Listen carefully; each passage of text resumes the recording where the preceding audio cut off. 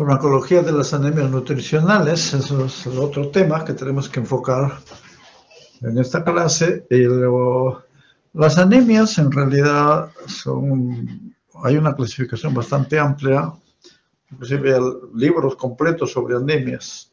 Estamos enfocando solamente algunos aspectos de las anemias nutricionales. Podemos ver acá que estos son los valores normales de hemoglobina, hemograma, tanto a nivel en los varones como en las damas, y el hemoglobina, el hematocrito. Pero es importante mencionar también acá en las anemias el volumen corpuscular medio, que es las cifras, la hemoglobina corpuscular media y la concentración de hemoglobina corpuscular media, porque varían, aparte de la hemoglobina, las anemias generalmente parte de la hemoglobina, las anemias generalmente son las cifras dependen de los países, hay muchas variantes en algunos casos. Pero con relación a anemias nutricionales podemos hablar lo siguiente, que para la hematopoiesis, que es un factor importante, se lleva a cabo en los adultos en la médula ósea. En la médula ósea es donde se lleva a cabo y requiere el aporte de 3 nutrientes esenciales: el hierro, 1, vitamina B12 y ácido fólico, y el factor de crecimiento hematopoiético, la eritropoietina. Estos son 4 factores, 3 nutrientes y un factor. Entonces es importantísimo ver el fierro, la vitamina B12, el ácido fólico y la eritropoietina. La deficiencia puede ocasionar anemia microcítica, o sea, deficiencia de fierro, anemia megaloblástica, deficiencia de vitamina B12 o deficiencia de ácido fólico.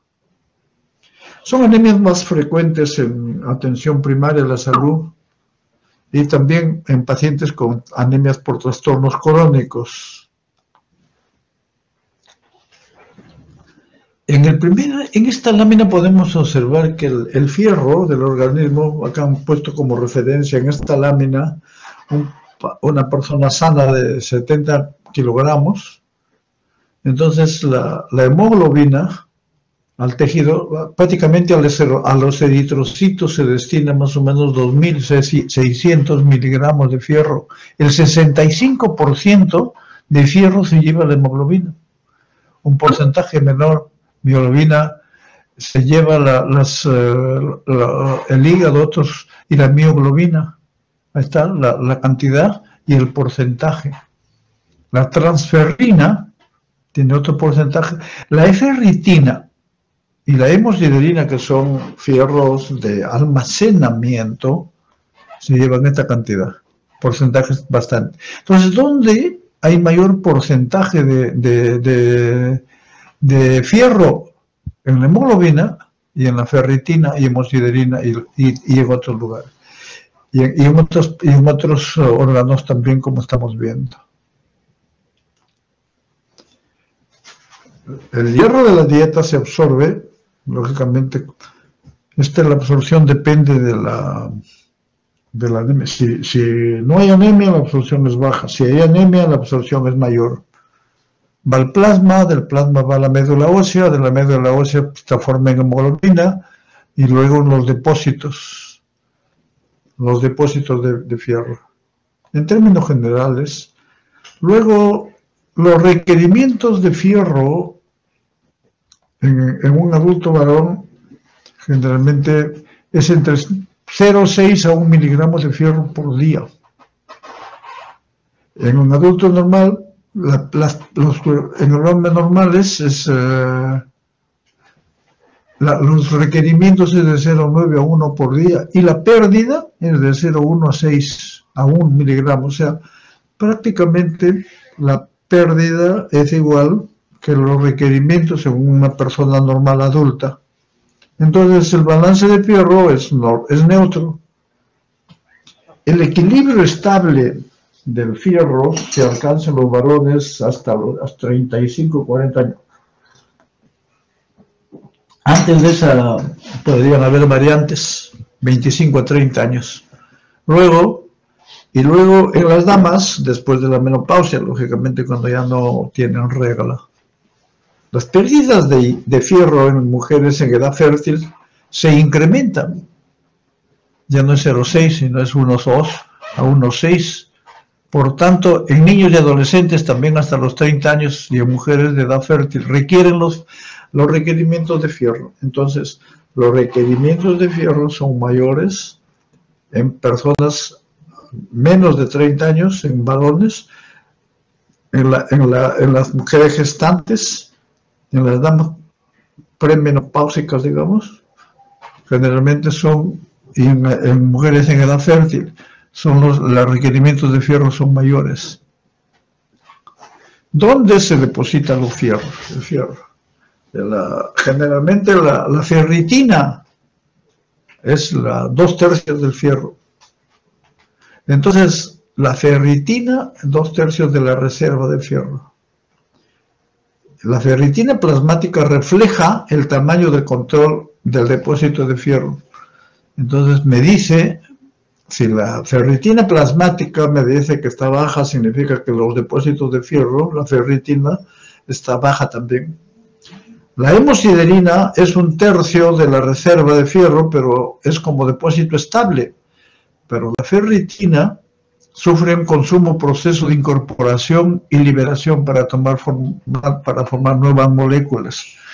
Entonces, la ferritina es un proceso activo, libera y produce, libera e incorpora. En cambio, la hemosiderina ya es una reserva estable. Los depósitos de fierro pueden disminuir rápidamente, pero su recuperación es lenta. Solo con fierro de la dieta no se puede, tiene que ser con medicamentos. El aporte de fierro generalmente es el aporte diario de fierro con una dieta convencional es de 7 miligramos por cada 1000 calorías.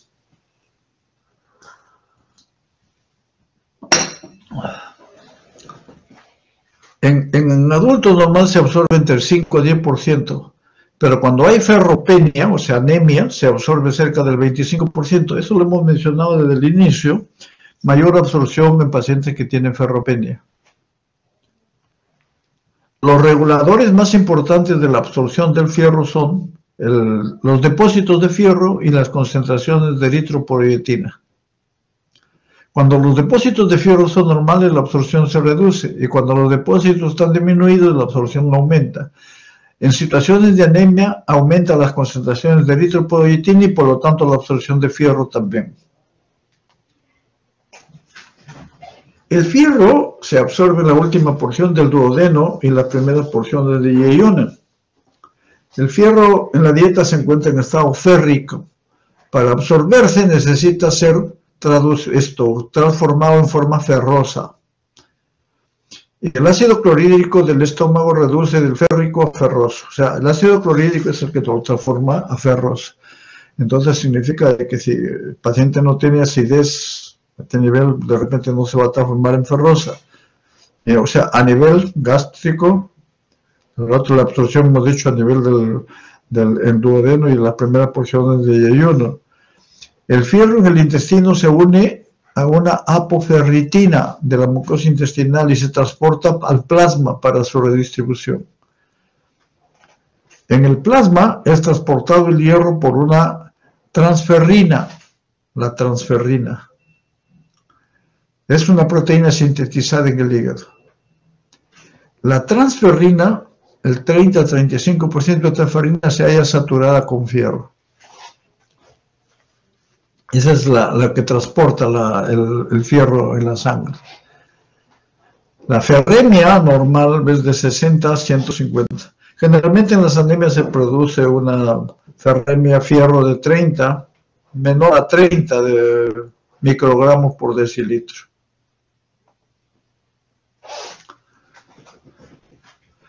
¿Cómo se excreta el fierro? A través de la descamación de células que contienen fierro en la mucosa digestiva y la epidermis.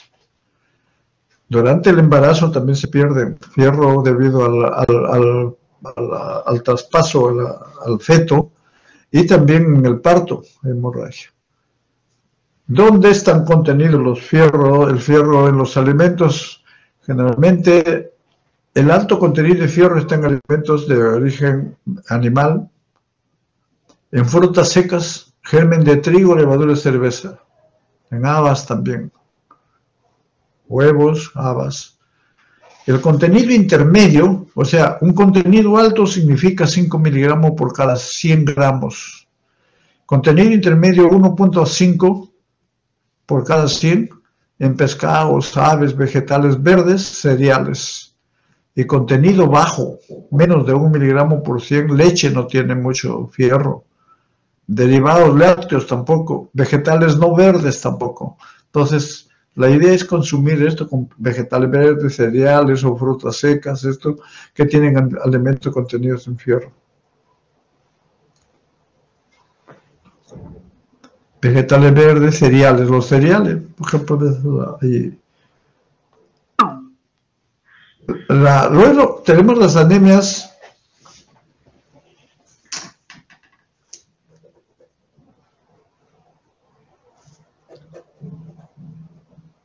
Las anemias nutricionales. En esta columna podemos ver acá la deficiencia de fierro, deficiencia de ácido fólico y deficiencia de vitamina B12. En la deficiencia de fierro, el tipo de anemia es de tipo microcítica, o sea, glóbulos pequeños, o sea, un volumen corpuscular medio menos de 80 y una concentración de hemoglobina corpuscular media menos de 30%. Este es el tipo de anemia cuando hay deficiencia de fierro. Cuando hay deficiencia de ácido fólico o vitamina B12 o vitamina B12 es una anemia normocrómica, o sea, no es hipocrómica. Podría ser hipo, pero pues generalmente es normocrómica, con un volumen corpuscular mayor de 100 y una concentración de hemoglobina corpuscular normal o elevada. ¿Y cuáles son las anormalidades de laboratorio en este caso? El fierro bajo, que hemos dicho, menos de 30, con una capacidad de unión de la transferrina de saturación mayor, aumenta la transferrina. Acá está la relación entre el fierro sérico y la capacidad de saturación. Y cifra baja de ferritina sérica. ¿Por qué? La ferritina sérica, si tiene cifras bajas, significa que las reservas de fierro están bajas también. Y las anormalidades de laboratorio en cuanto a la deficiencia de ácido fólico y vitamina B12, porque esto generalmente se presenta cuando ya hay bastante deficiencia de ácido fólico al inicio. Por eso necesariamente hay que ver ácido fólico sérico bajo, menos de 4 miligramos por mililitro. La cobalamina sérica baja menos de 150, algunos dicen menos de 200. Pero hay que ver, vamos a ver luego el por qué generalmente, para diferenciar, hay cifras que son bajas, hay cifras que son en borderline, y hay cifras que son normales, y hay cifras que son altas. En las cifras en borderline uno no sabe si puede ser o no puede ser.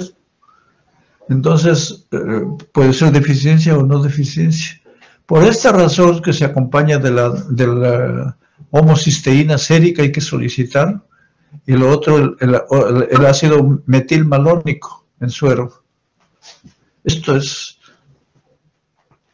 Podemos adelantar que si hay un borderline de cianocobalamina o de vitamina B12, hay un borderline, por ejemplo, está entre 200 y 300, prácticamente es borderline, y la homocisteína está bien elevada y el ácido metilmalónico también está bien elevado, prácticamente significa de que sí es una deficiencia de vitamina B12. Pero en el ácido fólico, si está entre 1 y 2, por ejemplo, o 2 y 3, está en borderline. le pido, la homocisteína está elevada, pero el ácido metilmalónico no está elevado, ese es esto, prácticamente, ese es ácido fólico. Y si ninguno de los dos está elevado, no hay deficiencia. Lo vamos a ver luego en las láminas posteriores. La deficiencia de fierro, generalmente hay agotamiento de los depósitos de fierro, disminuye el fierro sérico,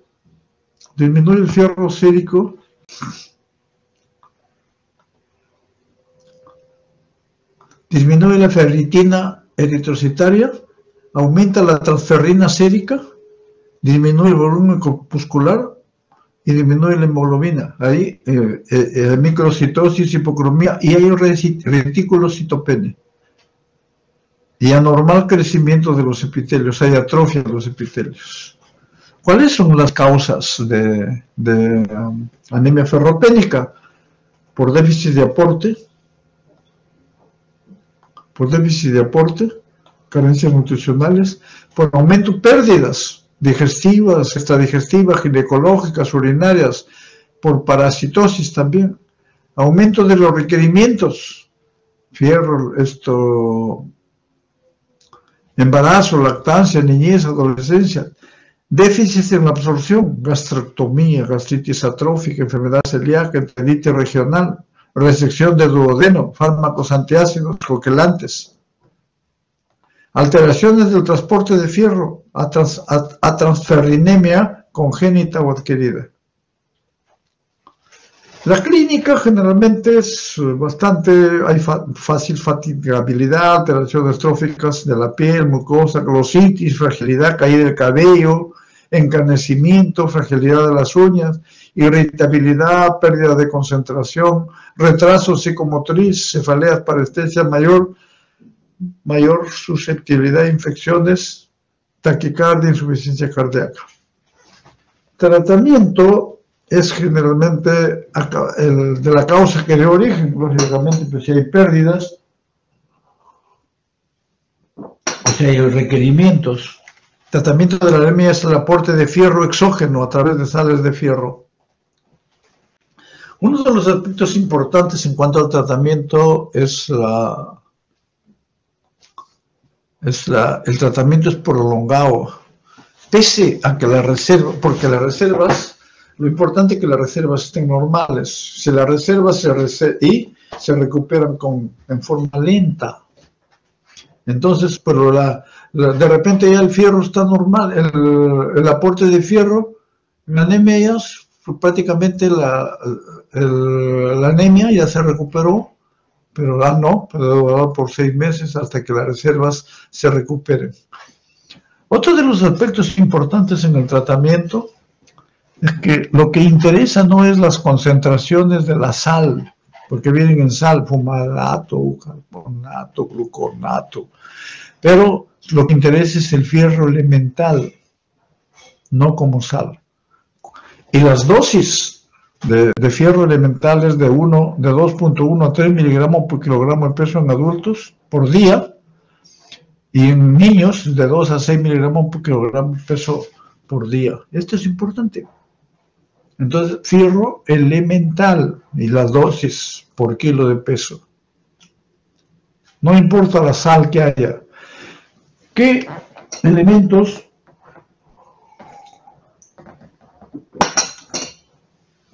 favorecen la absorción? El pH gástrico, o sea, se transforma en fierro y ferrina, entonces por eso es bueno administrarlo de repente sin ayunas también. Ácido ascórbico, también, lactoferrina, carne, pescado, aminoácidos, estos favorecen la absorción. Pero los que dificultan la absorción son los fitatos, los fosfatos, taninos del té, calcio, maíz, arroz, café, espinaca, leche, medicamentos, antiácidos, tetraciclinas forman quelatos. O sea,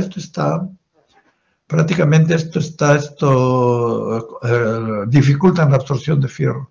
Por lo tanto, generalmente uno recomienda dar sin alimentos o antes de los alimentos. Más importante que la cantidad de fierro es su naturaleza. Mejor fuente de alimentos son los animales, ya hemos visto eso también.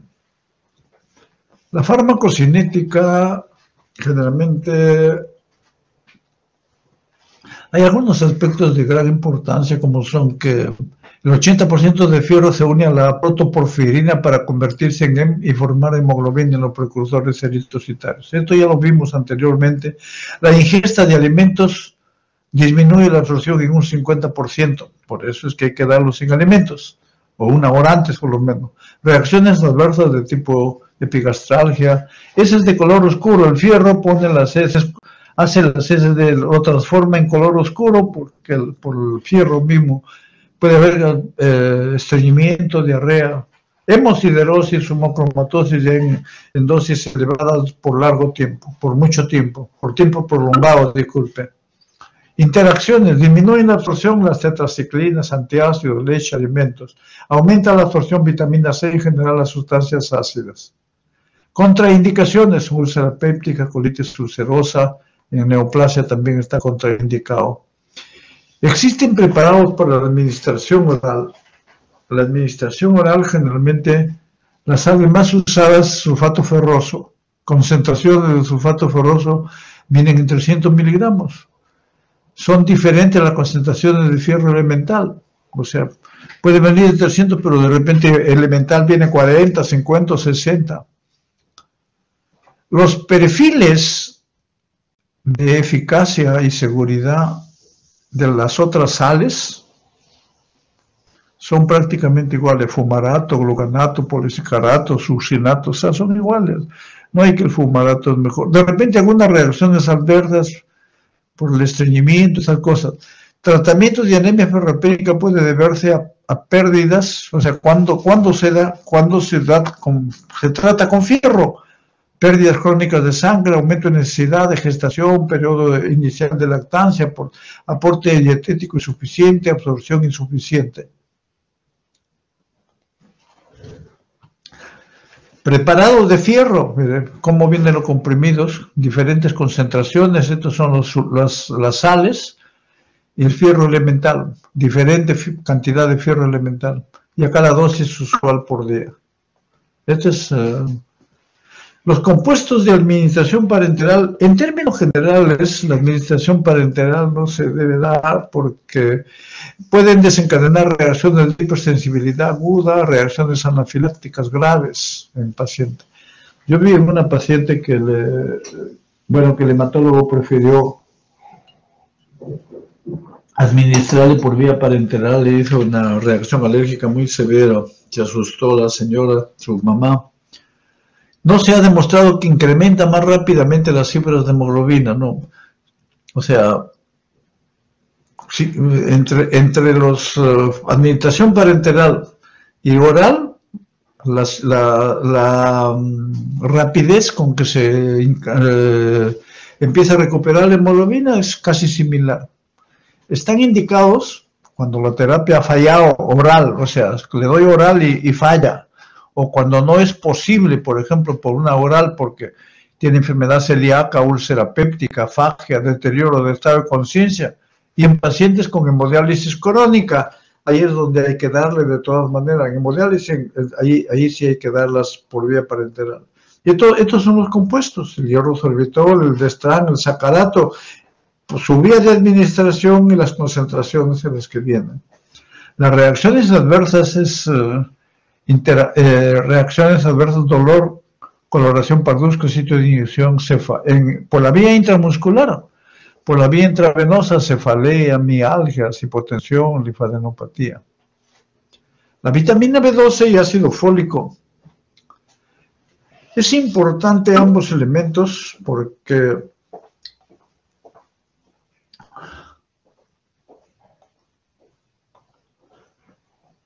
intervienen ambos en roles fisiológicos fundamentales, la síntesis de DNA, síntesis de RNA y metilación del DNA. Entonces, ambos, tanto la vitamina B12 y los folatos, son importantes en la síntesis de estas DNA y RNA. Las diferencias pueden empeorar el ciclo de procesos de síntesis de DNA. Las deficiencias tanto de vitamina B12 como folato pueden causar anemia megaloblástica. porque hay una disminución de la división celular. Una diferencia podemos ver que la deficiencia de vitamina B12 puede ocasionar problemas neuropsiquiátricos.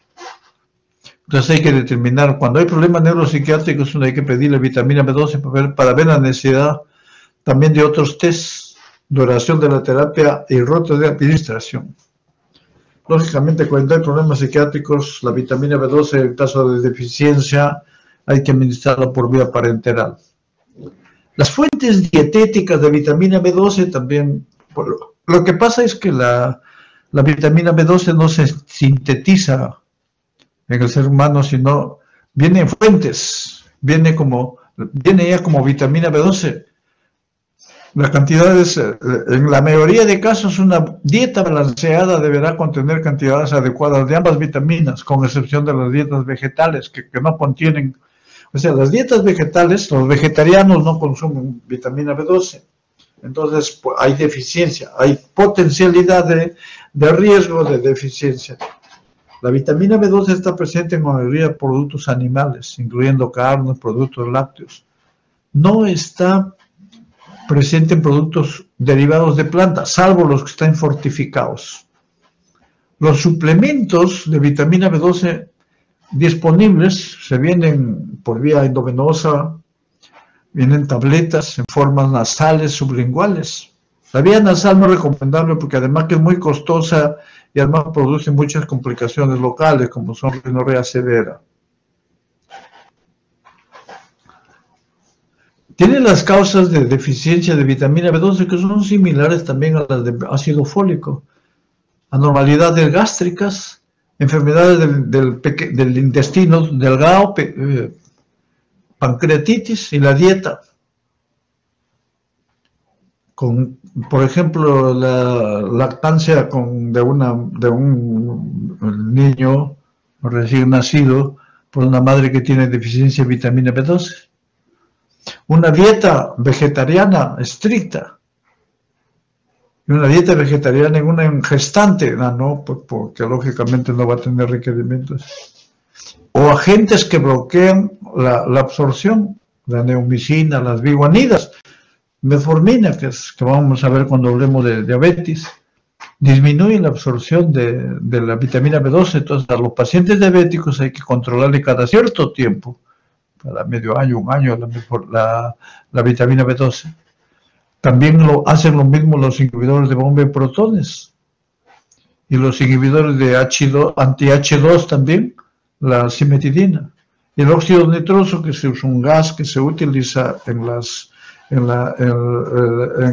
sala de operaciones, ya hemos hablado de anestésicos generales, pero produce esto y además el óxido nitroso también produce teratogenicidad.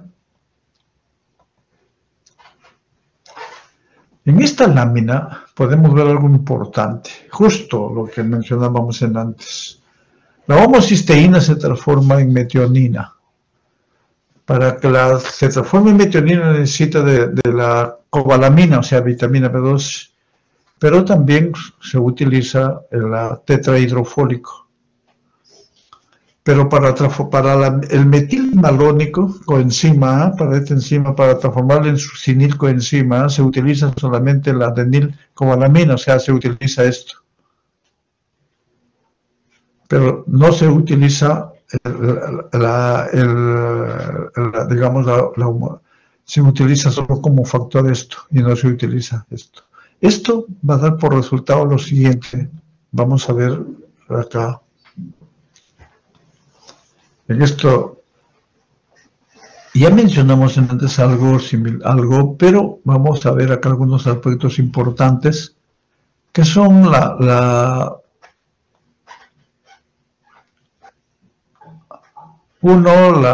este nivel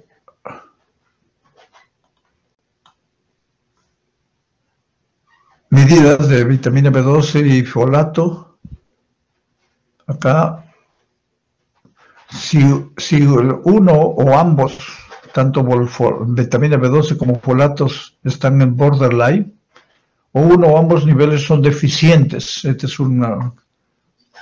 y luego ambos niveles son normales, o sea, O sea, cuando usted solicita análisis vitamina B12 y folato, puede ser que uno o los dos estén bajos, o uno o los dos estén en borderline, o ambos estén en términos normales.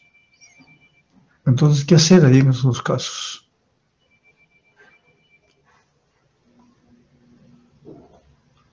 La idea es, ¿cuándo sospechar, en primer lugar, de deficiencia de vitamina B12 o deficiencia de folato?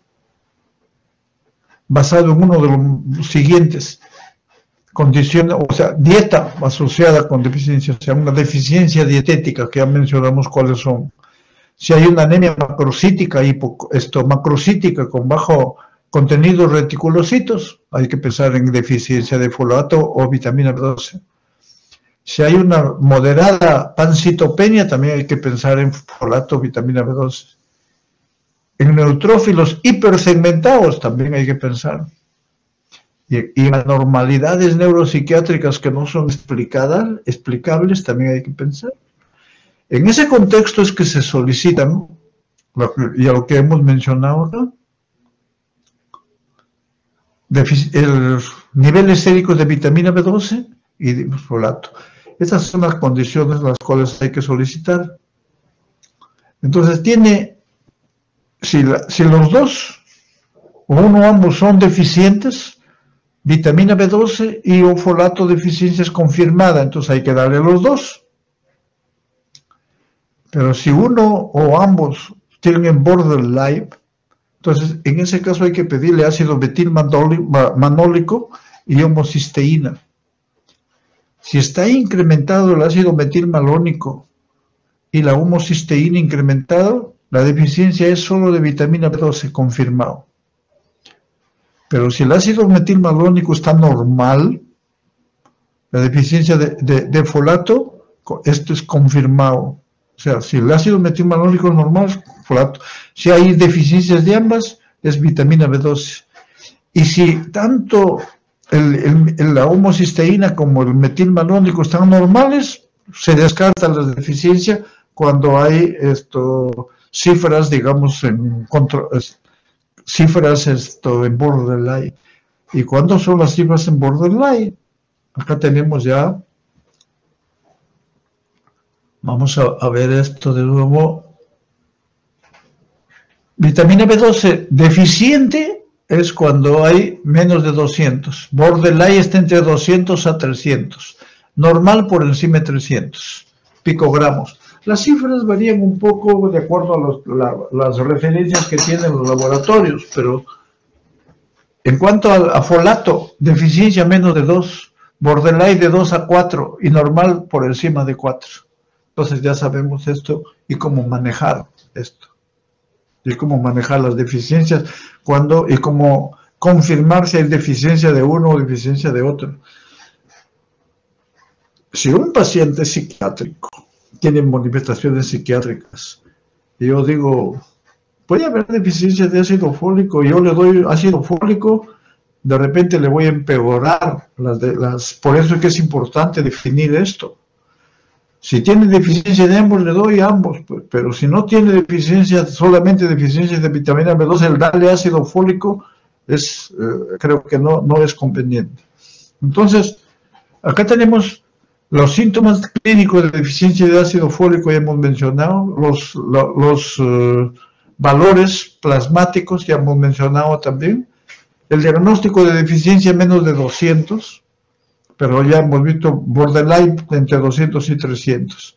¿Cuál es determinar el mecanismo? Anemia perniciosa, o sea que el pH está elevado, aquilia, las dosis, por vía endovenosa, por vía intramuscular, administración de por vida generalmente en algunos casos. Vitamina B12 oral es tan efectiva como la parenteral, a 1 o 2 miligramos diarios, por 2 semanas, luego 1 miligramo diario. ¿Por qué? Porque también la vitamina B12 se absorbe no solamente por el factor extrínseco, sino también intrínseco, sino también se absorbe por gradientes de concentración en forma pasiva. Entonces, el tratamiento, anemia sintomática, hallazgos neurológicos, psiquiátricos, embarazo, desarrollo fetal, neonatos y a infantes. También hay que dar vitamina B12. Vitamina B12 disponibles, viene la parenteral, y estas son las aplicaciones, cómo se administra, y esta es la oral. En absorción normal, la dosis es de 1000 microgramos, o sea, 1 miligramo.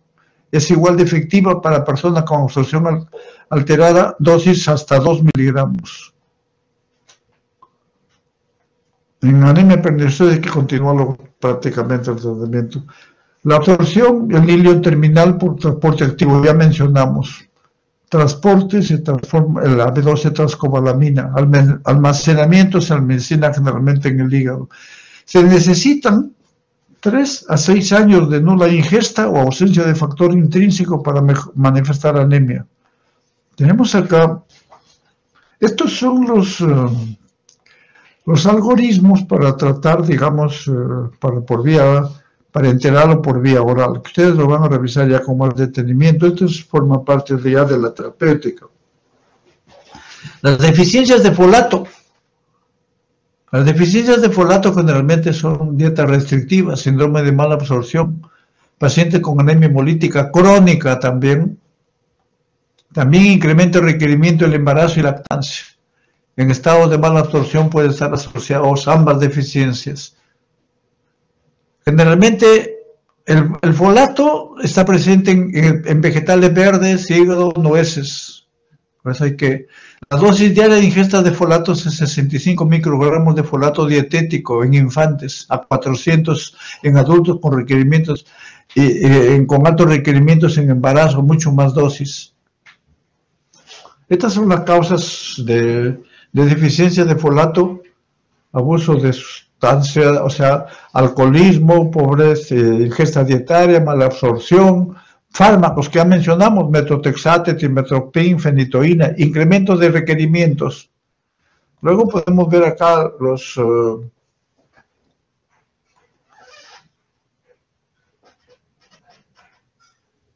folato y medicamentos. El metotrexate, el trimethoprim, los antipilépticos causan deficiencia de folato. Entonces, ¿por qué? Porque entonces actúan a nivel de la tetrahidrofolasa reductasa, inhiben, y por lo tanto en estos tipos de medicamentos hay que administrarles ácido fólico o folatos. Tratamiento de deficiencia de folatos es el ácido fólico intravenoso, puede ser en personas que no pueden tomar por vía oral.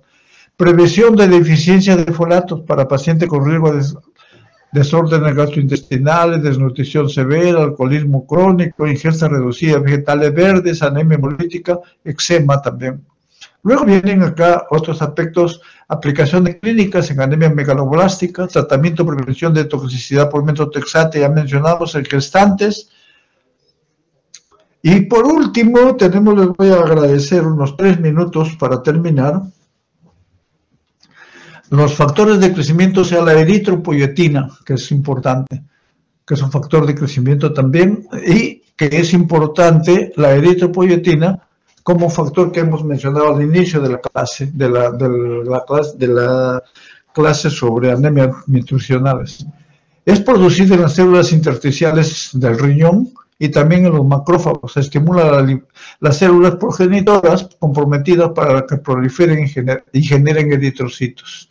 En ausencia hay anemia intensa. Por lo común se observa en pacientes con insuficiencia renal más. Y lógicamente que tiene las consecuencias. La eritropoyetina disponible, tenemos la darbepoyetina, la epoyetina, que es la que se administra generalmente, pero cada uno de ellos tiene sus propiedades farmacológicas. Generalmente estos fármacos son manejados por los nefrólogos. Efectos adversos: es habitual hipertensión arterial, provoca encefalopatía, cefalea. Por eso la viscosidad sanguínea aumenta, que hay que determinarles esto. Y también incrementa el riesgo de trombosis en algunos casos. Factores de crecimiento: aplicaciones clínicas de la eritropoyetina en anemia de la insuficiencia renal crónica, en quimioterapia antineoplásica, en pacientes con HIV que empezaban a usar sidobudina, también se empleaba la eritropoyetina en algunos casos, y en otros casos otros factores de crecimiento. Factores estimulantes de colonias de granulocitos también se van empleando en otros casos, vamos a ver, y eso se verá en hematología. Y acá tenemos los últimos, como los existentes, anemia, el poietina alfa, con la dosis de inicio, cómo reducir la dosis, cuando se suspende, incremento de dosis y la descontinuación. 3 veces a la semana dosis y dosis semanales cuando la dosis. Y la darbepoetina es el otro fármaco que se utiliza, estas son las dosis semanales y estas son las dosis cada 3 semanas. Otro de los factores importantes acá es se debe evaluar otras causas de anemia en pacientes considerados con eritropoiesis, con factores estimulantes para la eritropoiesis, otras causas también se debe poner. Y uno de los aspectos importantes también es las diferencias, dice, o doy en un paciente con anemia severa, paciente con insuficiencia renal, le doy eritropoietina, le hago transfusión, tienen sus ventajas. Los riesgos en caso de eritropoietina, los riesgos son trombosis. Los riesgos en caso de transfusiones mayores de reacción de transfusión, infecciones virales, digamos, almacenamiento de fierro y otros, y desarrollo de anticuerpos. Los beneficios de la eritropoietina, mejoramiento gradual de la hemoglobina, gradual mejoramiento del cuadro clínico, y se evita las transfusiones. Y los beneficios es rápido mejoramiento de la hemoglobina en caso de las transfusiones en algunos casos. Con esto estamos terminando, y bueno, vamos no sé si hay alguna pregunta.